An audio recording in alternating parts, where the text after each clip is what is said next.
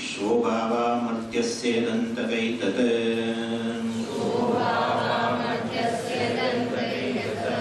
सर्वेन्द्रियाणां जरयन्ति तेजः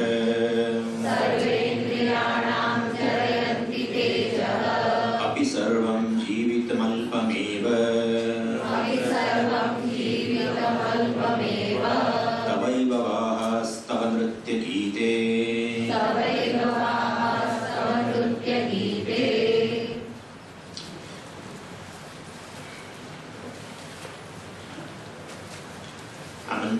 introduction after आचार्य कहूं एवं प्रलोभ्यमानः अपि नचिकेता महाहृदवत् अक्षोभ्यः आह। આટલા બધા પ્રલોભનોથી કોઈ પણ વ્યક્તિ વિચલિત થાય, જેવી રીતે એક સરોવરની અંદર એક સામાન્ય વાયુ પણ વિચલિત કરી શકે, એક નાનો પથ્થર વિચલિત કરી શકે જો ખાબોચિયું હોય તો. મહાસરોવર છે એને આવા પ્રલોભનો એના માટે બહુ સામાન્ય વસ્તુ છે. બધી રીતે લૌકિક અલૌકિક બધા વિષયો જીવનની અંદર જે પ્રાપ્ત કરવાનું છે એ પ્રાપ્તિ માટે અસમર્થ છે. આ વસ્તુ બધાનો અનુભવ છે. જે વસ્તુ એક વસ્તુ યાદ રાખવી જોઈએ આપણે, જે પણ શ્રુતિમાં કહેવાયું છે એ પ્રત્યેક વસ્તુ મનુષ્યના અનુભવનો જ વિષય છે. અનુભવ છે, જ્ઞાન નથી. માટે શાસ્ત્ર પ્રમાણ બને છે. અનુભવનો વિષય છે. જે અનુભવનો વિષય ન હોય એ વસ્તુ શાસ્ત્ર કે એની સાથે તમે ને હું ક્યારેય સંબંધ ન બાંધી શકીએ, કદાચ સ્વીકારી પણ ન શકીએ. બધી વસ્તુ અનુભવ છે. ઘણી બધી વસ્તુનો અનુભવ છે. જગતની અંદર જ્ઞાન નથી. અનુભવ હોવા છતાં ભ્રમ. કેટલી વસ્તુ, ઇનફેક્ટ લગભગ બધી વસ્તુ, સમગ્ર જગતની અંદર જે વસ્તુઓનો અનુભવ કરીએ છીએ એનું જ્ઞાન જ નથી. એવું જ છે.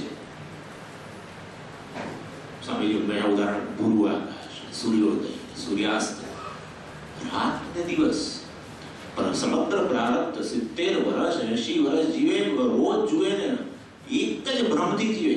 ખરેખર સૂર્યનો ઉદય થયો, આમથી આમ ગયો ને પેલામાં ડૂબ્યો, સમુદ્રમાં ડૂબ્યો, બીજે દિવસે પેલી બાજુથી કે એ પછી બીજા કેટલો આવે ખબર, પેલી બાજુથી નીકળ્યો.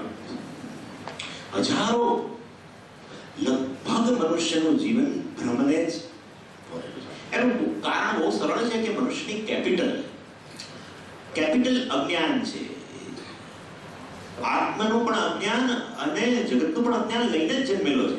અને અજ્ઞાનમાંથી એક જ વસ્તુની ઉત્પત્તિ થાય, એનું નામ છે ભ્રમ. અને એના કારણે ભ્રમ વિષય, લોકો વિશે પણ ભ્રમ. કેટલું બધું જીવન મનુષ્યનું દુઃખના ભ્રમને લીધે છે. આવો છે, ફલાણી આવું છે, દીકરી છે, તેવું છે, આવો જ છે. સ્વામીજી તમને ખબર નથી. મને તો એમનો સારો અનુભવ છે. તે તો તમારું તમને બધું સારું દેખાય, બહુ ઘોડા પટના થશો.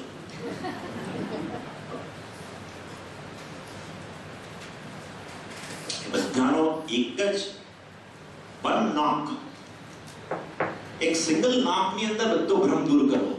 જગત વિષય, આત્મ વિષય, ઈશ્વર વિષય,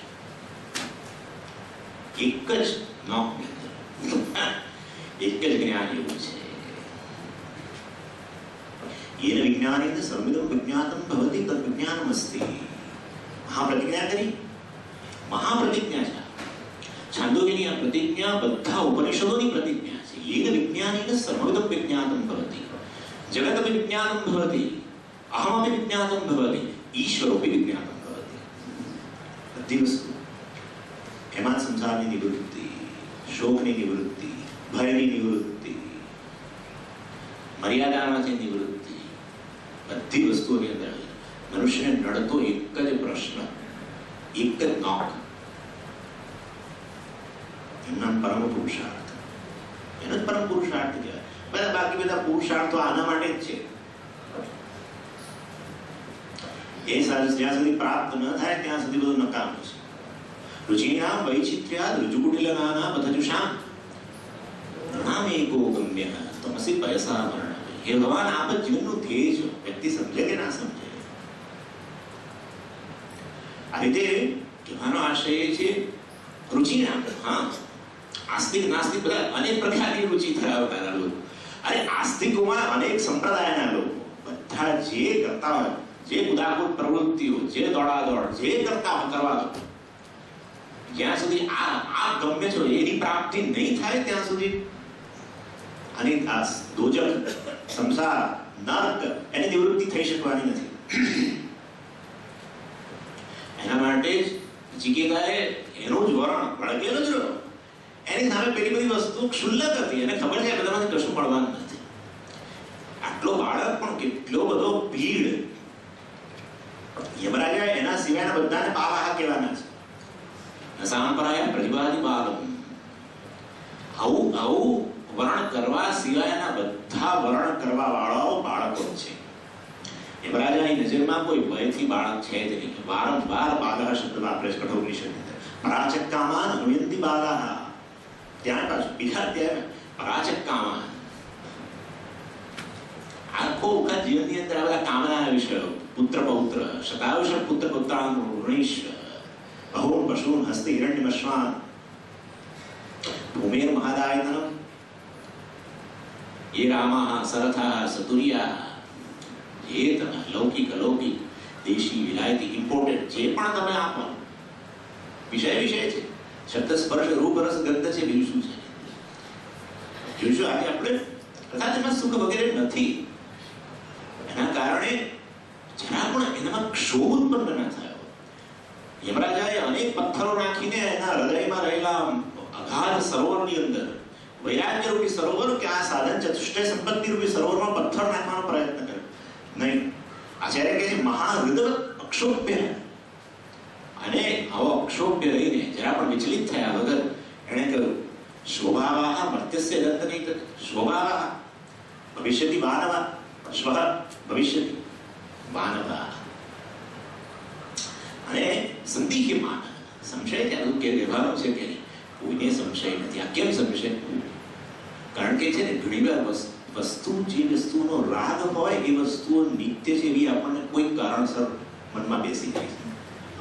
નવી ગાડી લાવીએ પછી એ ગાડી નવી રહે, નવી કલરની તે ફલાણાની તે સ્ક્રેચ ન પડે, ફલાણું ન થાય, ઢીકણું ન થાય, કે લાઈટ ક્યારે ઉડે નહીં, એક કોઈની સાથે અથડાય નહીં, એનું પેલું ના થાય, તે ના થાય. જેવી આજે લાયા એવી વર્ષ પછી રહે. કશું રહેતું નથી. રંગરોગાન કરાવો, કશું રહેતું કશું નથી રહેતું. એનું નામ જ જગત છે. જાયતે ગચ્છતિ, જાયતે ગચ્છતિ, જાયતે ગચ્છતિ, જાયતે ક ગચ્છતિ. આ જગત છે. પ્રત્યેક ક્ષણે આવું રાખવું પડે એવું છે. ઈશ્વર ચક્ર છે, સતત ગતિમાન ચક્ર છે. બ્રહ્માંડ સ્થૂળ દ્રષ્ટિએ ગતિમાન છે, સૂક્ષ્મ રીતે પણ ગતિમાન છે. 2 વર્ષ પછી 5 વર્ષ પછી મળે તો કે લોકો સમજી તમે તો થોડા જાડા થઈ ગયા, તમારા વાળ જતા રહે, પણ તે પ્રત્યેક ક્ષણે બહુ થઈ તો રહ્યું જ હતું. પ્રત્યેક ક્ષણે થઈ રહ્યું છે. અને સારું છે. બધાને નિત્ય ને નૂતન જોઈતું હોય છે એટલે અને પછી રિસાયકલ કરવા માટે મોકલી આપે, નવું આપે. વળી ઉપભોગ કર્યા શરીરથી, વળી પાછું ભંગાર. આપણે અમુક વસ્તુ નવી હોય વાપરીએ, 2, 5, 7, 8, 10. લોકો પહેલા પેલો તાંબાનો પંપો વાપરતા હતા. પેલા ખૂબ આવો ભોજન બહુ મોટી વસ્તુ. અને હવે તો ક્યાંય માળિયા નાખ્યો, માળિયા વળી ભંગારવા જતો. આ ભંગાર ઇન્દ્રિયાણામ જયંતિ તેજ. ઇન્દ્રિયમાં તેજ છે. નિત્ય નૂતન વિષણો ભોગ શબ્દાદિનો. છેવટે તો આ દશા થવાની. જયંતિ ભંગાર, કડડ અહીંયાથી કડડ બધું રિસાયકલ. ચાલો રિસાયકલ કરીએ. ભગવાન કૈલાસ પર બેઠો બેઠો રિસાયકલિંગ કામ કરે, ધ્યાન કરતો હતો.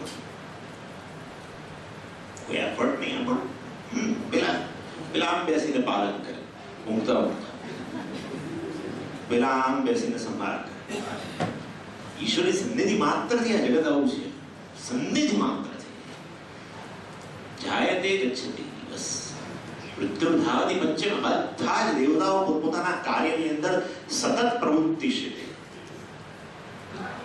એનીવે એટલે કાલે આપણે જોયું હતું શોભાવાહ યદંતસ્ય મર્ત્યસ્ય યદંતક એતત તેજઃ ઇન્દ્રિયાણામ તેજઃ જરયંતિ. આનો અન્વય છે. હવે પેલું તો બધું જોયું, મર્ત્યસ્યથી બાકી હતું. શોભાવાહ જોયું આપણે. મર્ત્યસ્ય, મનુષ્ય માટે જનરલી મર્ત્ય શબ્દ વપરાય છે. આમ ખરેખર મર્ત્યનો અર્થ છે જે મૃત્યુથી ગ્રસ્ત છે. વાસ્તવમાં મર્ત્ય શબ્દ નથી, મર્ત શબ્દ છે, પણ એમાં પાછો ય ઉમેર્યો, પાછો સ્વાર્થે અથવા સાધુ ભાવે. એટલે શું એનો અર્થ? શું એનો અર્થ એ છે કે મરવાવાળા જે છે, મરવાવાળાઓમાં જે સૌથી શ્રેષ્ઠ છે એ મર્ત્ય છે. મરવાવાળાઓમાં શ્રેષ્ઠ શું? બધા મરી જ રહ્યા છે. પશુ મરે છે, પક્ષીઓ મરે છે, બધી વસ્તુ મરી રહી છે, પરંતુ એની બધાની અંદર મરણના સંસ્કાર છે, મરણનો થોડો ભય પણ છે, પણ મરણનો અનુભવ કરવા વાળો મનુષ્ય છે. સ્વયં મર્ત્ય છે અને આ જગતના જે શોભાવા, જે સતત મરણશીલ છે એવા વિષયોની પાછળ પડેલો છે. પોતે મર્ત્ય, વિષય પણ મર્ત્ય, છતાં એની પાછળ પડેલો છે. આ માયા છે. એટલે આ યુવરાજા બટુક વેશ લઈને એકવાર નીકળેલા. એમણે કશું જોયું. અહો અમીશામ વયસા અધિકાનામ વિપશ્યતામ લોકવિધિ વિમોહ યત્રાગતં તત્ર ગતં મનુષ્યમ સ્વયં સધર્મા અપી શોચંતિ અપાર્થમ. સુયશ નામનો એક બહુ શૂરવીર રાજા થઈ ગયો અને એ દુર્ભાગ્યવશ શત્રુઓના ધોખાને કારણે સંગ્રામની અંદર મૃત્યુ પામ્યો. બહુ શૂરવીર હતો, છતાં પણ એની સાથે કોઈ પ્રકારની દગાબાજી થઈ. અને એટલે એની પત્નીઓ, એને ઘણી પત્નીઓ હતી, એના બાળકો, પછી બીજા બંધુ બાંધવ બધા રણની અંદર, ત્યાં સંગ્રામની અંદર દિવસો સુધી રો પકડ કરતા રહ્યા. આ યમરાજા ત્યાંથી નીકળ્યા બટુક વેશમાં અને એમને આશ્ચર્ય થયું અને આવું કર્યું. શું કહ્યું? અહો અમીશામ વયસા અધિકાના. આ મારા કરતા ઉંમરમાં બધા મોટા જ દેખાઈ ગયા છે. ઉંમરમાં મોટા એટલે મારા કરતા અધિક અનુભવી છે. આપણે કહીએ ને, આવું જ કહીએ, જેટલી વય વધારે એટલી દિવાળી વધારે જોઈએ, એવું જ કહીએ. બધાને કહીએ તારથી મોટો છે એવું મોટો જેવું ના કે, તારથી વધારે મેં દિવાળીઓ જોઈ છે એમ કે, તારથી બધું અનુભવી છું એમ. હંમેશા વયસા અધિકાના. અને એ લોકો આવું મારા કરતા અધિક અનુભવ, તો જગતનો અનુભવ શું છે કે વિધિને નિયતિને જોઈને એમને કઈ પ્રકારનું મનમાં સ્ફુરણ થવું જોઈએ, એ નથી થયું. ભલે વધારે અનુભવ ને વધારે દિવાળીઓ જોઈએ. શું થયું? મોહમાં પડેલા છે. કેમ? યત્રાગતઃ તત્ર ગતં મનુષ્ય. એટલે જે મરી ગયા છે એ જ્યાંથી આવેલા ત્યાં જ પાછા ગયા છે. અને આપણે પણ એવા જ છીએ. સ્વયં સધર્મા. આપણે પણ એ જ પ્રકારના ધર્મ ધરાવીએ છીએ. આપણે પણ જ્યાંથી આવ્યા છીએ ત્યાં જ જવાના છે. તો ભાઈ રોગ કપડાનો પ્રશ્ન ક્યાં છે? અત્યારે જે પહોંચી ગયા છે ત્યાં આપણે પહોંચવાના જ છીએ. હા, સ્વયં સધર્મા અપિશોચંતિ અપાર્થ. એટલે આ સંઘાત્મક અવ્યક્તમાં અવ્યક્ત બને, આ બાજુ અવ્યક્ત થઈ જશે. મેં કહ્યું નાશ નામની વસ્તુ મેં કયું વાત કરી પરમ દિવસે. વ્યક્ત અવ્યક્ત, વ્યક્ત ભગવાને માળા ફેરવે છે. વ્યક્ત અવ્યક્ત, વ્યક્ત એ વ્યક્ત બોલે એટલે જગતની અંદર અનેક યોનિઓની અંદર પ્રભાવ. અવ્યક્ત બોલતા બોલતા તો પાછું એમાં ઘણા વિદાય. અવ્યક્ત વ્યક્ત, અવ્યક્ત વ્યક્ત, અવ્યક્ત વ્યક્ત. ક્યારથી આ માળા ફેરવાનું શરૂ કરી? જ્યારથી ઈશ્વર છે ત્યારથી એના હાથમાં માળા છે. ક્યારથી છે? ક્યારથી છે? ઈશ્વરનો આદિ ભક્ત આપણે એને મૂકી પેલાને ભજે. જન્મ મરણ ધર્મ ધરાવનારો ફલાણો બીણો પરતંત્ર.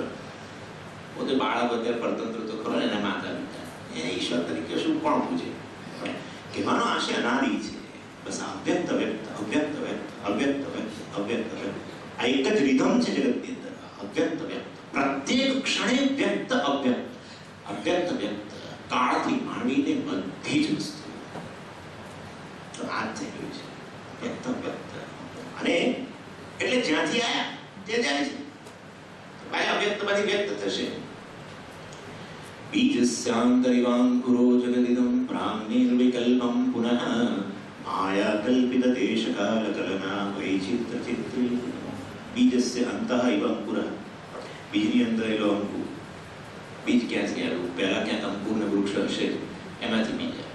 એ વૃક્ષ ક્યાંથી આવ્યું? બીજમાંથી આવ્યું. એ બીજ ક્યાંથી આવ્યું? વૃક્ષ.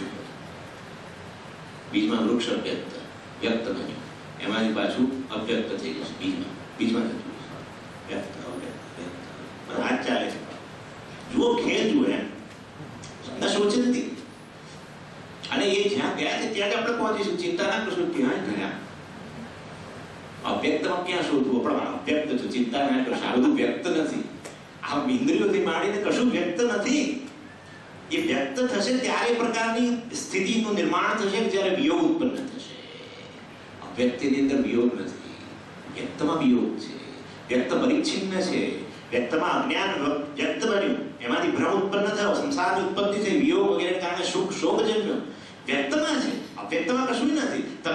તમે હું જ્યારે રોજ અવ્યક્ત બની જઈએ છીએ, કયો શોક? કોઈ શોક. વ્યક્તિ ભાવના નથી. વ્યક્તિ ભાવના આવે ત્યારે થાય. વ્યક્તિ ભાવના અર્થાત વ્યક્ત થયો. અને એના કારણે વ્યક્ત ત્યાં જઈશું, ત્યાં પછી આવો વિયોગ જ નહીં જાય. કેટલો વિયોગ હોય ગમે એટલા સગાવાલાઓ દિવસ દરમિયાન બહુ રડ્યા. દીકરો આજે જ અમેરિકા ગયો, આખો દિવસ આજ તો ખાધું જ નહીં, બધા કંઈ જમીલો નથી. જો પણ ઊંઘ આવી ગઈ એટલી ક્ષણે બધું જતું રહ્યું. દીકરો ગયો ને વિયોગ ગયો ને બધું. ન તો ત્યાં મનુષ્ય તરીકેનું ભાન, ન રાજા તરીકેનું ભાન, ન ભિખારી તરીકેનું ભાન, કોઈ કશું ભાન જ નથી. આવી અવસ્થામાં આપણે પહોંચવાના જ છીએ. ત્યાં પેલા કહે જેને કારણે શોક કરી રહ્યા છો એ રાજાને જવાને કારણે બધા ત્યાં જવાના છે. અદર્શનાત અપિતઃ પુનશ્ચ અદર્શનમ ગતઃ ત્વં ચ અહં ચ આપી રાજેન્દ્ર તતઃ કિમનુ શોચસી. અને એના કારણે શોકનું કોઈ કારણ નથી. એટલે મર્ત્યસ્ય, આવો મર્ત્ય મરણ ધર્મવાળો મનુષ્ય અંતમ કરોતિ ઇતિ અંતકઃ. આ બહુ સંબોધન અનુકૂળ છે. આમ તો યમરાજા બધાનો અંત કરવા વાળા છે. હવે જે અંત કરવા વાળો હોય એને બતાવવાની કઈ જરૂર નથી. જે સ્વયં જોઈ શકતો હોય એને તમારે કશું બતાવવાની જરૂર નથી. જેની આંખમાં શક્તિ છે એને કશું તમારે બતાવવાની જરૂર નથી. આ પડ્યું જો એવું પડે ખરું કોઈ, પણ સ્વયં જોઈ શકે છે એને બતાવવાની જરૂર નથી. એ રીતે જે સ્વયં કરવા વાળો છે એને કહેવાની જરૂર નથી. છતાંય નચિકેતા કહી રહ્યા છે હે અંતક. સંબોધન છે હે અંતક. આપ કરી રહ્યા છો બધાને ખબર છે, છતાંય સંબોધન. કેમ? કારણ કે આપનો જે અંતર કરી રહ્યા છો એ એક કોઈકના દ્વારા શાસિત છે. મૃત્યુર્ધાવતી પંચમી ભયાદસ્ય અગ્નિ તપતિ ભયાત તપતિ સૂર્ય ભયાદ ઇન્દ્રશ્ચ વાયુશ્ચ મૃત્યુર્ધાવતી પંચમા. તેત્રીય સિવાય બીજી પણ એક ઠેકાણ છે. ભયાદ અસ્ય અગ્નિ તપતિ, એને કારણે બધું તપી રહ્યું છે. આ બધા અધિકારી પુરુષો છે, પોતપોતાના અધિકારની અંદર પોતપોતાના કર્તવ્ય કર્મો જ કરી રહેલા છે યમરાજાથી માટે. એટલે આ અંતક છો, અંત લાવો છો, એ પણ કશાકથી શાસિત છે. કોઈકની આજ્ઞા છે, ઈશ્વરની આજ્ઞાને કારણે આપ કરી રહ્યા છો. એટલે અંતક અધિકારમાં સ્થિત થઈને આપ કરો છો હે અંતક. સર્વેન્દ્રિયાણામ જરયંતિ તેજ યત તેજ તત જરયંતિ કે એતે શોભાહ વિષયા. એટલે વિષય જે છે ઇન્દ્રિયોના તેજને બે રીતે જર્જરિત કરે છે.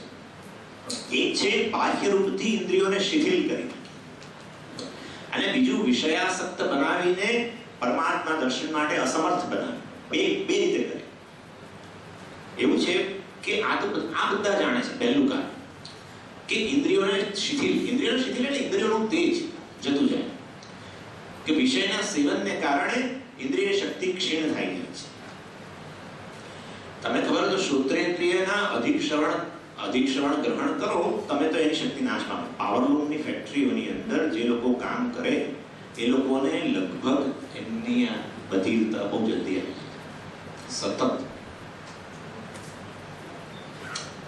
એટલે આંખનું પણ અત્યારે કહેવાય છે આવું બધું આ ટીવી ના ને તે કમ્પ્યુટર ને કારણે સામે સતત બેસી રહો તો ચક્ષુ ઇન્દ્રિયની પણ આવી જ સ્થિતિ થાય છે. ઇન્દ્રિયોનું સતત વિષય સેવનને કારણે એનું તેજ ઘટતું જાય છે, નષ્ટ થતી જાય. વૃદ્ધાવસ્થામાં ક્ષીણ થવું એક વસ્તુ છે, એ તો એક નેચરલ સ્વાભાવિક પ્રક્રિયા. અકાળે જતું રહેવું, અકાળે બધિર બનવું, અકાળે આંખોનું તેજ જતું રહેવું, એનું કારણ જે તે વિષયનું સતત ઉપસેવન. એના કારણે એક જરયંતિ તેજ એના માટે એક. બીજું છે ઇન્દ્રિયો વિષયાસક્ત બને તો મન એને પાછળ પાછળ કરે. ઇન્દ્રિયો જ્યારે વિષયાસક્ત થાય એટલે વિષયમાં પોતાની જાતને હોમી દે, વિષયમાં પોતાની જાતને ખોઈ નાખે, ઇન્દ્રિયોનું જાણે કે અસ્તિત્વ જ ન રહ્યું એવી સ્થિતિ આવે ત્યારે મન એની પાછળ પાછળ જાય. મન પાછળ પાછળ જાય એટલે બુદ્ધિ એની પાછળ પાછળ. ઇન્દ્રિયાણામ હિ ચરતામ યન મનઃ અનુવિધીયતે તદસ્ય હરતિ પ્રજ્ઞા. બુદ્ધિ વિવેક શક્તિ એનું પણ હરણ થઈ જાય. વિવેક શક્તિનું હરણ થયું પછી મનુષ્ય ન રહે. બસ મનુષ્ય પશુ વચ્ચે કોઈ ભેદ ન રહ્યો. વિવેક શક્તિ ગઈ એટલે આ બધું ગયું. આત્માનાત્મ વિવેક ગયો, નિત્ય અનિત્ય વસ્તુ વિવેક બધું. ઘણીવાર આવું થાય, આ બધું સાંભળી ખરા, બધું બહુ ક્લિયર પ્રવચન પણ અપાય, કશી તકલીફ નહીં. નિત્ય અનિત્ય વસ્તુ વિશે 2 કલાક પ્રવચન. રસગુલ્લા આવતાની સાથે સ્વામીના મોંમાં ચારે બાજુ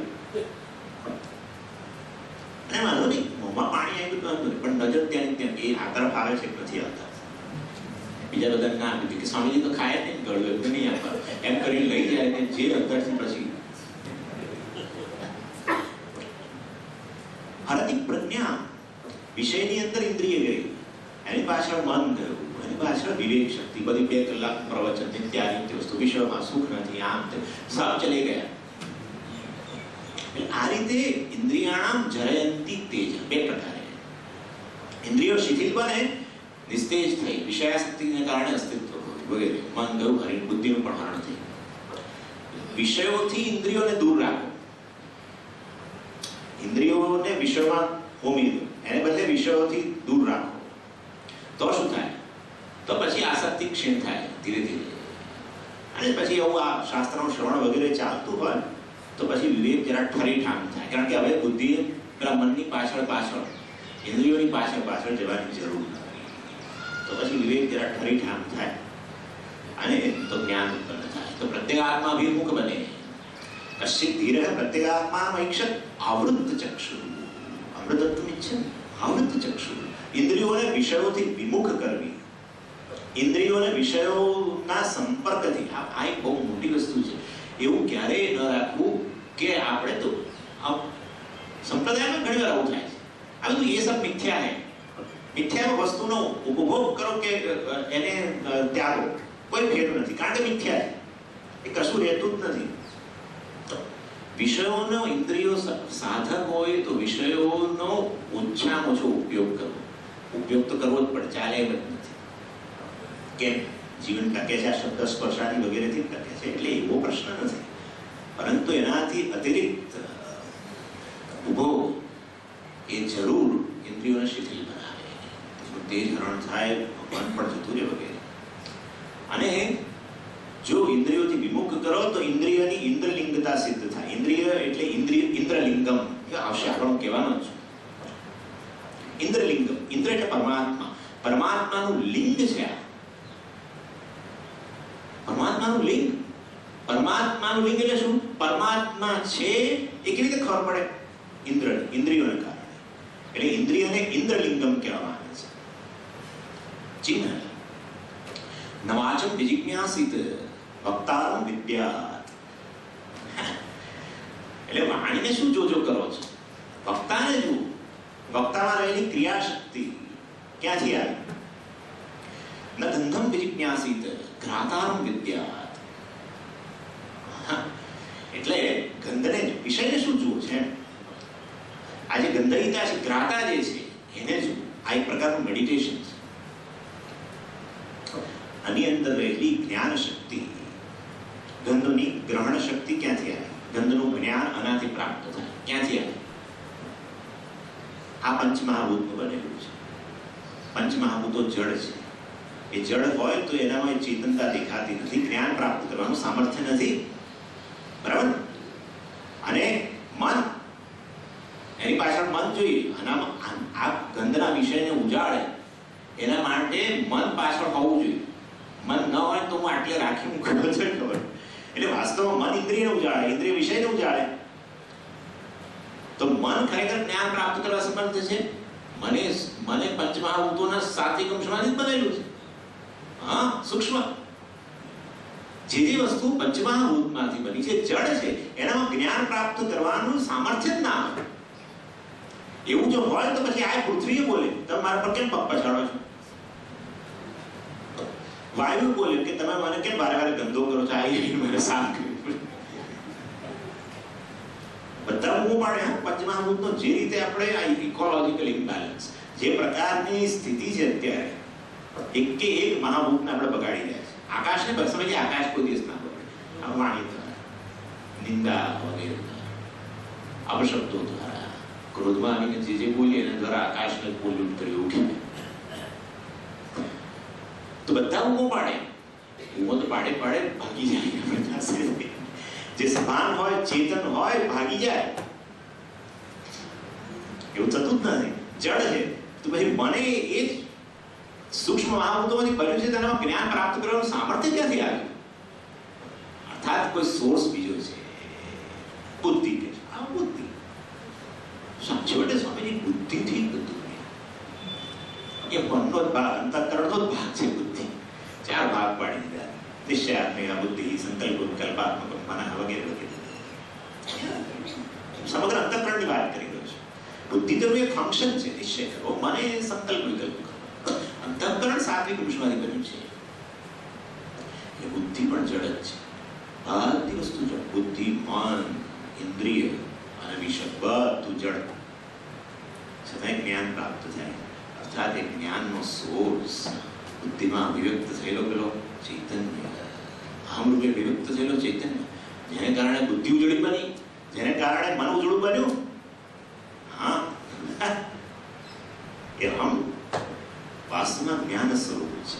એના તરફ નજર કરો, આના તરફ નજર ના કરશો. ન ગંધમ વિજિજ્ઞાસિત, ગંધની જિજ્ઞાસા ન કરશો. ક્યાંથી મળે, ક્યાં જઈએ, ક્યાંક સરસ સુગંધ આવે છે, એ દિશામાં પગ બધું પડ્યું. ગંધમ વિજિજ્ઞાસિત ઘ્રાતારમ વિદ્યા. આજે ચેતન જે જ્ઞાતાનો રોલ લીધો, ગંધ વિષય આવ્યો એ જ્ઞાતા બની ગયો. જે તે જ્ઞેય વિષય આવ્યો ત્યારે જ્ઞાતા બની. ઇન શોર્ટ, એ જ્ઞાતાનું જે સ્વરૂપ છે, જ્ઞાતા જેને કારણે જ્ઞાતા કહેવાય, એ પેલા જ્ઞાન સ્વરૂપ ચૈતન્યને કારણે છે. એના તરફ નજર કરો. આ મેડિટેશન છે. જેનું પરમેશ્વર, આત્મા, બ્રહ્મનું વિરાંતિક મેડિટેશન આ છે.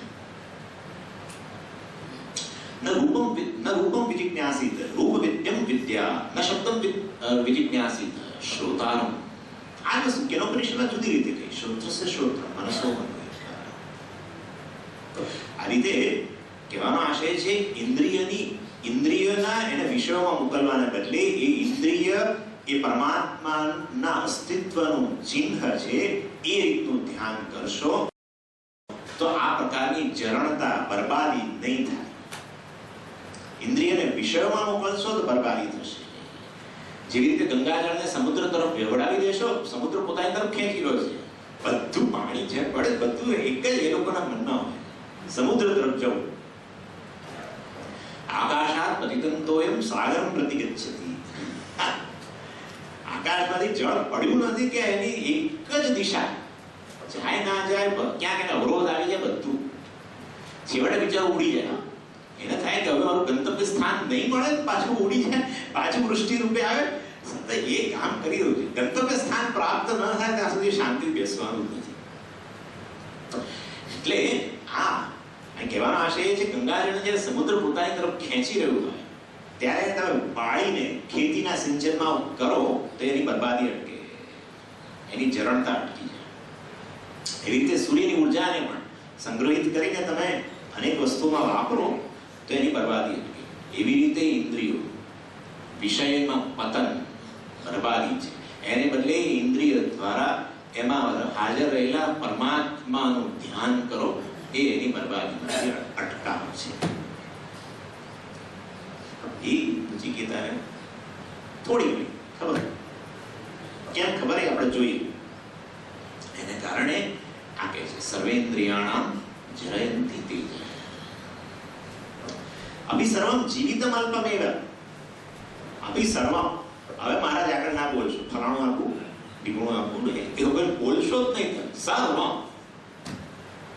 જે પણ તમે મને આપવાના છો બધી વસ્તુ પરિચ્છિન્ન છે. યદ પરિચ્છિન્નમ તદ અલ્પમ તદ મધ્યમ તદ દુઃખાત્મકમ તદ હેયમ. કેનોપનિષદના ભાષ્યમાં કહ્યું ભાષ્યકાર આ એક સૂત્ર લખી રાખ. યદ પરિચ્છિન્નમ તદ અલ્પમ. પરિચ્છિન્ન એટલે જ અલ્પમ.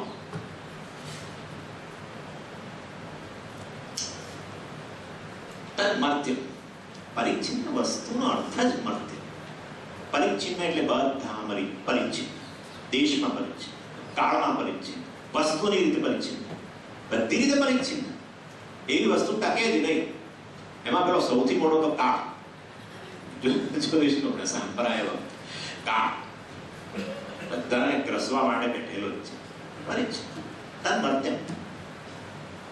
યદ મધ્યમ તદ દુઃખાત્મક. એ દુઃખાત્મક જે વસ્તુ મધ્ય છે દુઃખાત્મક. તદ હેયમ. એ વસ્તુ કરી હેયમ. શતાયુષ પુત્ર પૌત્રા હે કહું પશુન હસ્તી હિરણ્યમસ્વા હે બધું હે. ઇમારામા સરથા સુતુતુર્યા હે તવૈનું આ એટલે કહેવાનો આશય છે નચિકેતા કહી રહ્યા છે તો શું છે યમરાજા સંહર્તા છે. નચિકેતા માટે બહુ વિશેષ લાગણી. જેમાં અર્જુન માટે વિશેષ લાગણી તો વિશ્વરૂપ દિવ્ય ચક્ષુ પ્રદાન કરીને ભગવાન બતાવી દે કે ખરા ભાઈ ભગવાન કે મને તારા માટે વિશેષ એટલા તો વિશેષમાં વાપરે છે. જેને જેના માટે ભાવ હોય ને એને એ વ્યક્તિ પેલાને જેના પ્રત્યે ભાવ હોય એને અનેક રીતે બોલાવે. એટલે એવું જ કંઈક થયું. કેટલા વિશેષમાં વાપરે ભગવાન. પ્રિય એને છતાંય એને ત્યાં દર્શને આપ્યું. અહીંયા યમરાજે જરૂર સંભાળતા છે એને વરદાન આપી દે તને સંરક્ષણ. જો હું મન્વંતર સ્થાયી છું, બરાબર છે, યમદેવતા છું. મેં કહ્યું કે રાજાના જે દિવસે હા એમને જ્ઞાન પ્રાપ્ત કરવું પડે. કરેલું છે, બ્રહ્મ વિદ્યા પ્રાપ્ત કરી છે. કર્મજ દેવોને આ બધો અધિકાર નથી. યમરાજાને પણ ભય થયેલો છે. તમે પૂછો યમરાજાને ક્યાંથી બધાને ભય ઉત્પન્ન કરવાનો કેમ થયેલો છે? માર્કંડેય ઋષિ વખતે એવો તો પડ્યો. ત્યાર પછી એમણે બીજી વાર ટ્રાય પેલા નંદીની ઉપર કરવા ગયા. પાશ નાખે ને નંદી પેલા માર્કંડેય ઋષિ એટલે પેલા લિંગની સાથે જ ભગવાન કહે છે કે આની આટલી દૃષ્ટતા. કપડથી પ્રગટ કર્યો. અંતમનો અંત લાવ્યા. એટલે ભગવાનનું નામ પડી ગયું કાલકાલાય નમઃ. અંતકનો અંત લાવનાર. ભય ઉત્પન્ન થઈ ગયેલો. ત્યાર પછી ફરી નંદીના કિસ્સાનો ગયા એમને થયું કે એનું આયુષ્ય 8 વર્ષ કે 7 વર્ષનું યાદ નથી મને. ત્યાં એને પણ લઈ જાઓ. પછી યાદ આવ્યું કે એ આ રુદ્રનો છે. નમસ્તે અસ્તુ રુદ્ર, નમસ્તે અસ્તુ ભગવાન વિશ્વેશ્વરાય. આવું શિવજીનું મારે નથી પડ્યું. બધા ભયથી અન્વિત છે. ભગવાને વ્યવસ્થા કરી ભયમાંથી મુક્ત કરવા માટે બ્રહ્મ વિદ્યા વગેરે પણ દેવતાઓ પણ થાય. એટલે યમરાજા સંભાળતા છે નચિકેતાને ન મારીને અમર બનવાનું વરદાન આપી શકત, પરંતુ એવું ન કર્યું. કેમ? એક તો પોતાના અધિકારનું અતિક્રમણ છે. પોતાનો અધિકાર તો એ છે, ભગવાને કર્તવ્ય એ સોંપેલું છે એમને તમારા બધાને અંતમ કરો, અંત લાવો. એનાથી એનું ઉલ્લંઘન ના કરી શકે. અને બીજું પોતાનો અધિકાર સમાપ્ત થઈ જાય, મુક્ત થઈ જાય. પછી નવા યમરાજા એટલે પદ, જે તે જીવ, ઉત્કૃષ્ટ જીવ. એટલે એ પછી નવા યમરાજા આવે એ પછી પેલાને જીવતો રાખે. એ ગવર્મેન્ટ જાય તો એ વ્યક્તિને સંરક્ષણ મળે ક્યાંય સુધી. તું તારે બહાર ફર, કોઈ ચિંતા નહીં, અમે હા બેઠે એમાં. એ ગઈ પછી નવી ગવર્મેન્ટ આવે પેલા તરત જેલમાં. એટલે કહેવાનો આશય ત્યાં સુધી. એટલે આ યમરાજા ગયા ત્યાં સુધી બહુ તાણ છે બેટા, તું તારે ફર. નવા આયા તો પછી મુશ્કેલી. એટલે કહેવાના છે તમે સર્વમ જીવિતમ અલ્પમ, બધું અલ્પ જ છે. અને તવૈવ માટે તવૈવ વાહા તવ નૃત્ય. બસ આટલો મારો સાર છે. હે અંતર, મારો આટલો સાર છે. જો શરીર જ નહીં રહે, કહેવાના છે જો શરીર નહીં રહે તો તમે મને વાહન ને હિરણ્ય ને પશુ ને આ શું કરવા? એક મૃત વ્યક્તિની આસપાસ નૃત્ય અને ગીત ગવાતા હોય, શું એનો અર્થ શું છે? અપ્સરાઓ ગાય કે ગમે તે ગાય, ભલભલા ઉસ્તાદ આવીને, જાકીર હુસેન આવીને ગાય, પેલા મૃત વ્યક્તિ આગળ તબલા વગાડે, શું ફેર? કશું નહીં. માટે આ નૃત્ય ને ગીત તમે બધું આપી રહ્યા છો, પણ જીવન જ અલ્પ છે ને, જીવિત અલ્પમેવ તવૈવ.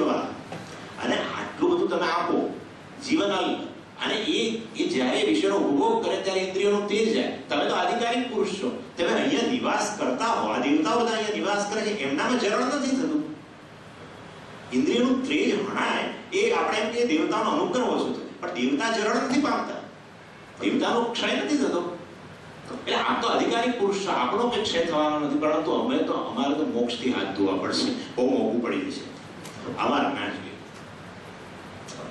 અને તવૈવ વાહ, તવૈવ વાહ, વાહ વાહ, નૃત્ય ગીત જે તમે બધું કહ્યું, સબ अपने पास रखिए, हमको नहीं चाहिए. પછી આગળ બધું કહ્યું, ન વિત્તેન તર્પણીયો મનુષ્ય. આગળના એક શ્લોકમાં કહે છે, જે આપણે આંખો નથી જોવાના, પણ વિત્ત વગેરેથી ન તર્પણીય, વિત્ત વગેરેથી તૃપ્તિ ક્યારે મનુષ્યને થતી જ નથી. કેમ? નિસ્વો વષ્ટિ શતમ શતી દશશતમ લક્ષમ સહસ્રી જનઃ કોટિં સોપી ચ ચાપી રાજ પદવી ઐન્દ્રમ પદમ સોપી ચ. નિસ્વ, સ્વ એટલે ધન, પોતાનું ધન. નિસ્વ વષ્ટિ શતમ, કશું ના તે 100 રૂપિયા સારા લાગે. સ્વાય પછી કે દશતી દશશતમ, 10,000 મળે તો સારું. મનુષ્ય જેમ બધું પ્રાપ્ત કરે એમ વધુ વધુ કંગાળ બને. દશશતમ અને લક્ષમ સહસ્રી જન, લાખ પ્રાપ્ત થયા, થોડા વખત પછી વળી કંગાળ બની ગયા. કેમ? હવે કરોડ ભેગા કરવા છે. કંગાળ એ તો ભેગા કરવાની ઈચ્છા જ ક્યાંથી રહી? ભેગા કરવાની ઈચ્છા થઈ, પ્રાપ્ત કરવાની ઈચ્છા થઈ, ધન એટલે કંગાળ હોય તો જ, નહીં તો ક્યાં થાય. એટલે એ રીતે કોટિમ સોપી સચાપી રાજ પદવી, આ છે બ્રહ્માજી સુધી છે. બહુ ધન પ્રાપ્ત થાય પછી ધનની કદાચ અપેક્ષા ના હોય, પછી સત્તાની વાત આવે. સમાજ સેવા પહેલા સાધન સમાજ સેવા, એ બાને પછી સત્તા, મ્યુનિસિપલ કાઉન્સિલર, ફલાણા ટીકણા વગેરે. રાજપદવી ઐન્દ્રમ છે, ઇન્દ્ર સુધી પહોંચો કયો કે બ્રહ્માજી છે. આ તો બધું આનો સંસાર છે. નવિત્તેન તર્પણીયો મનુષ્ય, ગમે એવું વિત્ત, માનુષમ વિત્તમ દૈવમ વિત્તમ, ગમે તે તમે પ્રાપ્ત ન કરો ક્યારેય મનુષ્યને સંતોષ થાય. અને એટલા માટે મારે આ બધી વસ્તુઓ નથી જોઈતી. એક સંત બહુ મસ્તીથી બેઠેલા હતા, એમને એક ભક્તોએ પૂછ્યું કે મહારાજ આપને શું જોઈએ? સંતનું પેટ ભરેલું. એટલે એ સંતે કહ્યું કે તું મને મહારાજ કહે છે, પછી પૂછે છે શું મારે શું જોઈએ? મહારાજ કોઈ દિવસ માંગણીયા ના હોય. મહારાજ રાજાઓમાં મહારાજ, એ કોઈ દિવસ માંગણીયા ના હોય. એટલે મહારાજ સંબોધન કરીને વળી પાછી તું તું મારે શું જોઈએ, તમારે શું જોઈએ? એ વસ્તુ નથી. પરસ્તુ મેં વર્ણીય સૈવ, બસ જો વરદાન આપવું, જો વરદાન આપવું, વર્ણીય સૈવ, જે વર યોગ્ય છે એ જ વરદાન મારે જોઈએ. વર યોગ્ય વસ્તુ, નિત્ય વસ્તુ એ જ મારે જોઈએ, મારે એનાથી અમને કશું જોઈએ. આ રીતે આ વલ્લી પૂરી થઈ. દ્વિતીય વલ્લીનો પ્રારંભ કરે છે એ પહેલા હું તમને થોડીક ઇન્ટ્રોડક્શન એની આપું. દ્વિતીય વલ્લીમાં આપણે અમુક સિલેક્ટેડ જ વર્સિસ જોવાના છીએ. એમાં પહેલો મંત્ર નથી લેવાના, બીજો મંત્ર લેવાના છે. પણ આ તમને આમાં આ પ્રથમ વલ્લી જે ગઈ એની અંદર શું ચર્ચા થઈ, એનાથી શું ફલિત થયું એ તમને કહી દઉં એક થોડીક લાઈનમાં. પ્રથમ વલ્લીની અંદર બ્રહ્મ વિદ્યાનો અધિકારી કોણ છે, કઈ રીતે અધિકારી બને છે એ વાતનું નિરૂપણ થયું નચિકેતા દ્વારા. અધિકાર વગર શ્રવણ કરો ને તે કુતૂહલતા બની જાય. એમાં શું છે કે આવો પ્રશ્ન એમ પ્રતિ વિચિકિત્સા મનુષ્ય, આ પૂછવા ખાતર પૂછીએ. તમે સ્વામીજી, મોટા સ્વામીજી આવે ત્યારે પ્રશ્ન કરે, પ્રશ્ન પૂછવા ખાતર જ પૂછે. એમાં જિજ્ઞાસા ના હોય. પ્રશ્ન પૂછીને આજુબાજુ જુએ કે મેં કેવો મહાન પ્રશ્ન કર્યો. આમ પેલા જવાબ આપતા હોય ત્યારે પેલા આમ જુએ. એમ પ્રતિ વિચિકિત્સા મનુષ્ય નાયમ અસ્થિતિ ચૈકે, અસ્થિતિ અસ્થિતિ એકે નાયમ અસ્થિતિ ચ એકે. કુતૂહલતા ખાતર આત્માનું અસ્તિત્વ આવું કોઈ દેખાય એટલે કે આ શરીર મરણ ધર્મા છે ને, એના પછી કોઈ જીવ રહે છે, એમાં પુણ્ય પાપ અને યોની આ બધી વસ્તુ સાચી છે, પુનર્જન્મ પૂર્વજન્મ આ બધી વસ્તુ સાચી એમ કરી પૂછે. એમાં કઈ બહુ મોટી એનામાં કઈ જિજ્ઞાસા ન હોય, માત્ર કુતૂહલતા.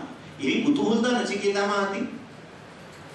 જો એવું હોત તો ત્યાર પછીના બધા મંત્રોમાં જે કહેવામાં આવ્યું એનો કોઈ અર્થ નથી. જે વસ્તુઓ એના પર પ્રલોભન આપવામાં આવ્યા એ પ્રલોભનોને વશ થઈ ગયો હોત, એનામાં માત્ર કુતૂહલતા નથી, વાસ્તવમાં એને આ નિત્ય વસ્તુ બ્રહ્મનું જ્ઞાનની જ અપેક્ષા હતી, જિજ્ઞાસા હતી, ન કે કુતૂહલતા. અને બ્રહ્મવિદ્યા પ્રાપ્તિ માટે બે પ્રકારના સાધન હોય છે આ જ્ઞાન માટે. એક છે બહિરંગ સાધન, એક અંતરંગ સાધન. બંને સાધનો અહીં બતાવ્યા. પહેલા બહિરંગ સાધન. બહિરંગ સાધન એટલે કર્મ અને ઉપાસના. એ પણ બતાવ્યું કે એવમ વિદ્વાન ચિનુતે નાચિકેત. બહુ આગળ ચિનુતે નાચિકેત. ચિનુતે નાચિકેત એટલે આ નાચિકેત અગ્નિનું ચયન કરે છે, અર્થાત યજ્ઞ કર્મ વગેરે કરે છે. અને વિદ્વાન એટલે એ ઉપાસના, કર્મને ઉપાસના, બંને વસ્તુઓનું જે અનુષ્ઠાન કરે છે. એમ કરીને બહિરંગ સાધનની વાત કરી. અને ત્યાર પછી અંતરંગ સાધન. અંતરંગ સાધન જે આપણે હંમેશા જાણીએ છીએ, સાધન ચતુષ્ટય સંપત્તિ. એ સાધન ચતુષ્ટય સંપત્તિ બધી નચિકેતા દેખાય, બધી. કેવી રીતે? જુઓ, પહેલો વિવેક આપણો, બરાબર ને? ત્યારે તત્વબોધ નું પહેલું નિત્યા નિત્ય વસ્તુ વિવેક છે. એનામાં છે સ્વભાવા મર્ત્યસ્ય અનંત. મહારાજ જે તમે બધું આપી રહ્યા છો બધું તો સ્વ ભવિષ્યતિ વાનવા, આ બધું અનિત્ય છે, બરાબર?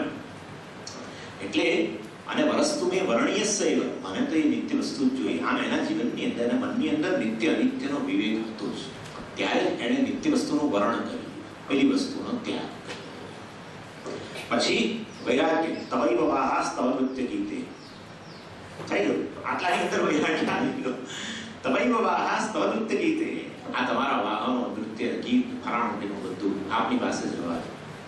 મેં કહ્યું ગઈકાલે પ્રમાણે સન્મુખ આવેલી વસ્તુ, કોઈ ઓફર કરેલી વસ્તુ હોય અને ત્યારે આપણે એ વસ્તુને બહુ પોલાઇટલી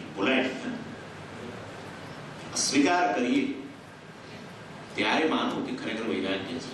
મેં પેલું ફ્લેટનું ઉદાહરણ આપ્યું. ફ્લેટનો માલિક કે મને આ ફ્લેટ મેં ત્યાગી દીધો, બરાબર છે. પેલો ભિખારી રજતાથી જતા કે મેં ફ્લેટનો ત્યાગ કર્યો છે, એ વૈરાગ્ય નથી, તો નિરાશા છે. આવી નિરાશા હોય છે લોકોમાં, એવું કશું નથી. ઘણા લોકો નિરાશા અને પ્રલયની જ વાતો કરે. 2012માં પ્રલય થવાનો છે ને હવે તો એવો ભૂકંપ થવાનો છે.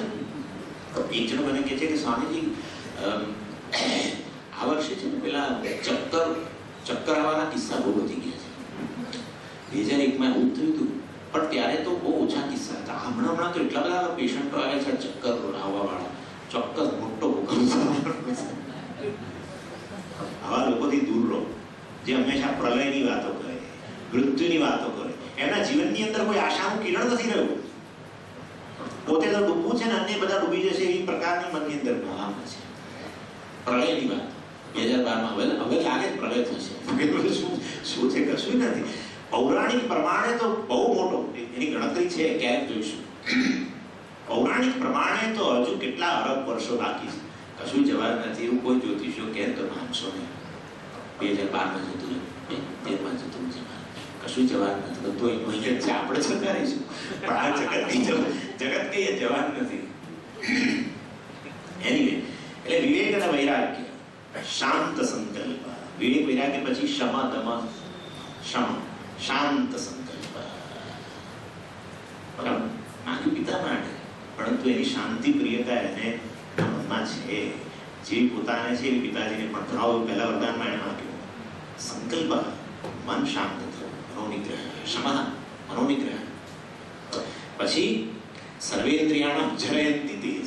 બરાબર, ઇન્દ્રિય નિગ્રહ. આ ઇન્દ્રિયો જે છે એના વિષયમાં અમે પ્રવૃત્ત કરીશું તો તેજ જતું રહેશે, માટે અમારે વિષયો જોતા નથી. ઇન્દ્રિય નિગ્રહ, દમ. અને એમાં બે પ્રકારનું જ્ઞાનેન્દ્રિય, ત્યાં તો ઇન્દ્રિય નિગ્રહ એવું જ કહ્યું છે. એ જ્ઞાનેન્દ્રિય નિગ્રહ અને કર્મેન્દ્રિય નિગ્રહ બંને. એટલે જ્ઞાનેન્દ્રિય નિગ્રહ અહીંયા દમરૂપી અને કર્મેન્દ્રિય નિગ્રહ ઉપરતી રૂપી. બધી ઇન્દ્રિયોનો નિગ્રહની વાત કરી. પછી તિતિક્ષા, જેટલી શીતોષ્ણાદિ ક્લેશ સહિષ્ણુતા, બરાબર ને, એને તિતિક્ષા. મૃત્યુની સામે ઉભા રહેવું, આનાથી મોટી તિતિક્ષા થઈ છે. મૃત્યુના દૂતને આવતો જોઈને આપણે બધી તિતિક્ષા જતી રહે, ગમે એવી સહન છે. એક સામાન્ય તાવ આવ્યો હોય ને તો કેટલી સહનશીલતા રહે છે. ને હવે મેં કહ્યું પ્રમાણે કોઈ ખબર કાઢવા આવ્યું ને જો આપણને છેક પહોંચાડી દે, સમજો તો તમારા માટે સારી લાગણી છે, એટલે તમને કહું છું આવું ફલાણાને આવું થયું હતું પણ એ રહ્યા નહીં.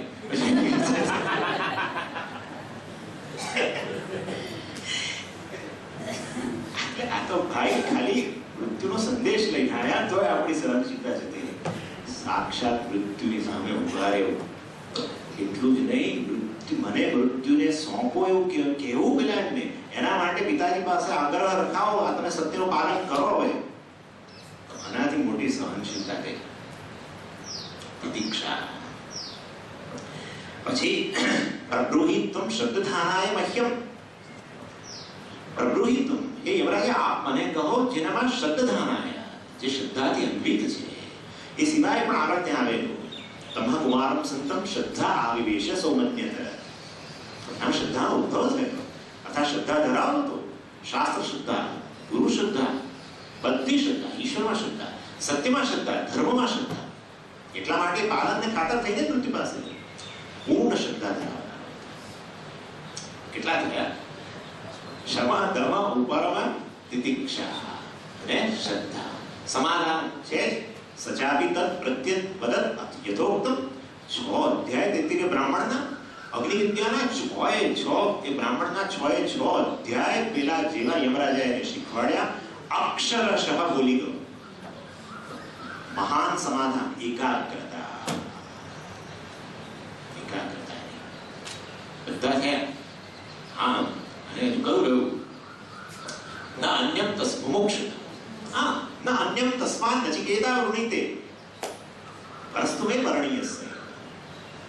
હવે કોઈ વસ્તુમાં રક્ષ નથી. મોક્ષો મેં ગુયાદિતિ ઈચ્છા, બસ.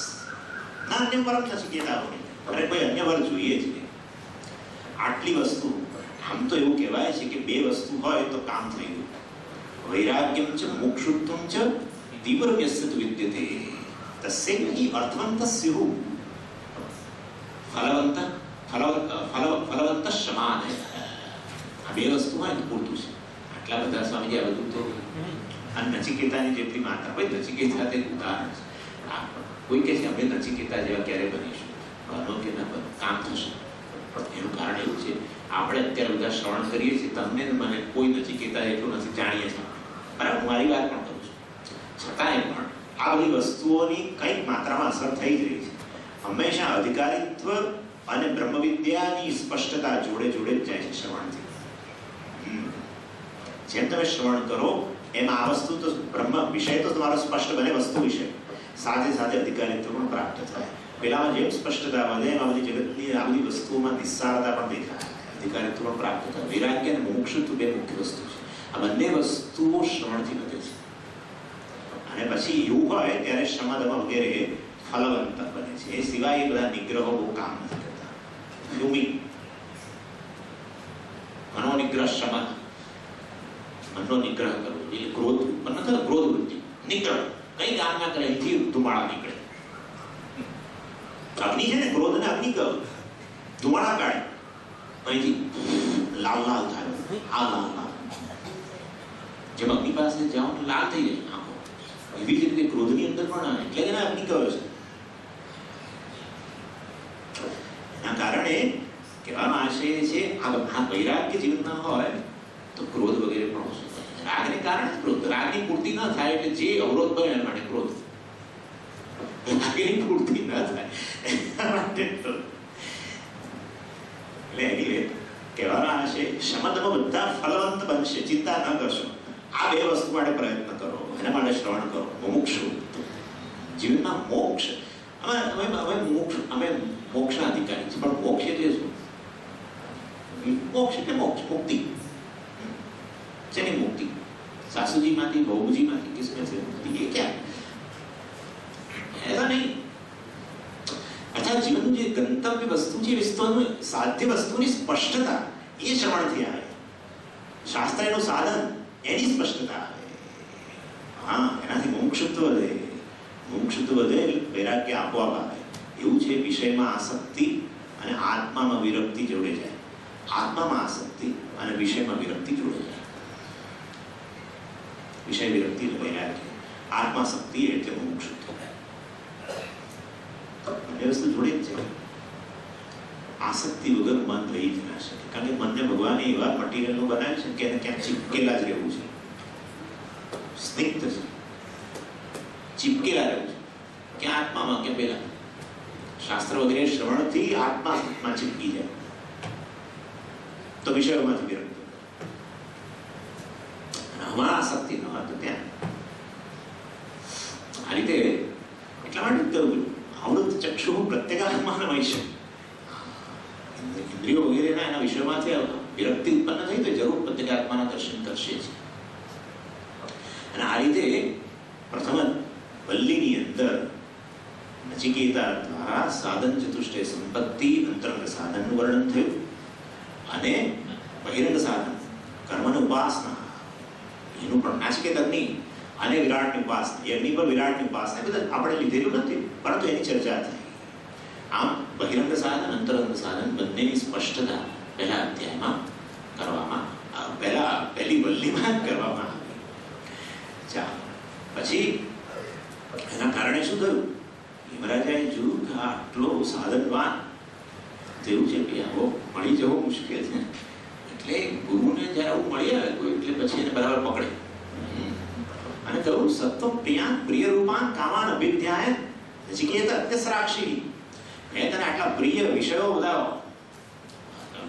કયા આપે, મતલબ ઓફર કર્યા, સન્મુખ મૂક્યા, પરંતુ હે નચિકેતા તું આ બધાને અત્યસરાક્ષી, તું આ બધાને આ બધાને વિચલિત ન થયો. આવી રીતે કહેવાના છે, પોતાની પ્રસન્નતા વ્યક્ત કરવાના છે યમરાજા. અને પ્રસન્ન થઈને પછી એને પરમાર્થ તત્વનું જ્ઞાન પ્રદાન કરશે, જે તૃતીય વરદાન દ્વારા નચિકેતાએ માંગેલું છે. અને અધિકારી આવો આવે એટલે વક્તાનું હૃદય ખુલી જાય અને કેટલા બધા શબ્દોમાં કહેશે, બધું ઘણી રીતે કહેશે. પહેલા કહ્યું યમરાજાએ શ્રેય શું છે, પ્રેય શું છે, બંને માર્ગ અલગ છે એવું કહ્યું. મનુષ્ય એનાથી બંધાયેલો રહે છે. અન્ય શ્રેય, પહેલા જ મંત્રમાં અન્ય શ્રેય અન્ય ઉતૈવ પ્રેય તે ઉભે નાનાર્થે પુરુષમ સિનીતઃ તયો શ્રેય આદદાનસ્ય સાધુ ભવતિ હિયતે અર્થાત યહ ઉપ્રેયો. એટલે જે કહ્યું કે શ્રેય અને પ્રેય બંને વસ્તુઓ બંને અલગ વસ્તુ છે. અન્ય શ્રેય અન્ય પ્રેય બંને અલગ વસ્તુ છે એવું કહેવાની એટલા માટે જરૂર પડી કે શ્રેય અને પ્રેય સમાનાર્થી શબ્દો નથી, એક જ અર્થનો નિર્દેશ કરનારા નથી, એક વસ્તુનો નિર્દેશ કરનારા શ્રેય અને પ્રેય નથી. એ બંને તદ્દન ભિન્ન વસ્તુ છે. એનો અર્થ બીજો પણ એ થયો કે શ્રેય અને પ્રેય મનુષ્યના જીવનમાં ભેગું થઈને મિશ્રણ થઈને જ આવતું છે. એના માટે ક્યાંક એને પૃથક્કરણની આવશ્યકતા છે, એ પણ એ વસ્તુનો નિર્દેશ કરવાનો છે. અને આ રીતે એટલે જે શ્રેયને અપનાવે છે એનું ભલું થાય છે, સાધુ ભવતી એનું ભલું થાય છે. અને જે પ્રેયનું વર્ણન કરે છે એ પોતાના પુરુષાર્થથી મનુષ્ય તરીકેના પુરુષાર્થમાંથી ચ્યુત થઈ જાય છે. અર્થકામ ધર્મ અને મોક્ષ, મોક્ષ પુરુષાર્થ એવો છે જે વાસ્તવમાં મનુષ્ય માટે છે. આ યોની માટે સ્પેશિયલ પુરુષાર્થ. પુરુષઈ અર્થતે પુરુષાર્થ, પુરુષઈ મનુષ્યઈ અર્થતે, પુરુષાર્થ મનુષ્ય, સ્ત્રી પુરુષ બધા છે. એના દ્વારા જેની સતત અર્થ્યતે પ્રાર્થ્યતે, જેની સતત એ પ્રાર્થના કરી રહ્યો છે તે વાસ્તવમાં એક જ પુરુષાર્થ છે અને તે છે મોક્ષ. એ પુરુષાર્થથી ચ્યુત થઈ જાય. કોણ? જે પ્રેયનું વર્ણન કરે તે. નચિકેતાએ જેની જિજ્ઞાસા પ્રગટ કરી અને શ્રેય કહેવાય, એના બદલામાં યમરાજાએ જે નચિકેતાને ઓફર કર્યો પ્રેમ. બસ આટલું, બરાબર આટલું છે. નચિકેતાએ જેનું વર્ણન કર્યું ને એને વળગેલો રહ્યો, જેની જિજ્ઞાસા કરી એ શ્રેય વસ્તુ છે. અને એના નહીં આપવાને બદલે યમરાજાએ જે કહ્યું એ બધું પ્રેય છે. અને એને આ બંને વસ્તુનો ભેદ, આ બંને જે વ્યક્તિઓ ગ્રહણ કરે છે વ્યક્તિઓ કેવી છે એની વાત આ બીજા મંત્રમાં કરે છે. શ્રેષ્ઠ પ્રેયશ્ચ મનુષ્યમેતઃ તૌ સંપરીત્ય વિવિનક્તિ. ચાલો પહેલા તો જરા બોલવું એના સાથે. શ્રેયશ્ચ પ્રેયશ્ચ મનુષ્યમેતઃ તૌ સંપરીત્ય વિરક્તિ ધીરઃ શ્રેયો હિ ધીરો વિપ્રેયસો વૃણીતે પ્રેયો મંદો યોગક્ષેમાત વૃણીતે.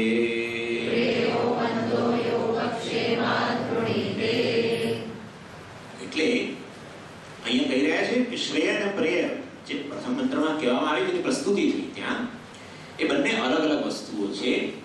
અને એ એનું જે વર્ણન કરે છે એક છે ધીર પુરુષ અને બીજો છે મંદ પુરુષ. મંદ પુરુષ છે પ્રેયનું વર્ણન કરે અને આ જે ધીર પુરુષ છે એ શ્રેયનું વર્ણન કરે એવી વાત કરે છે.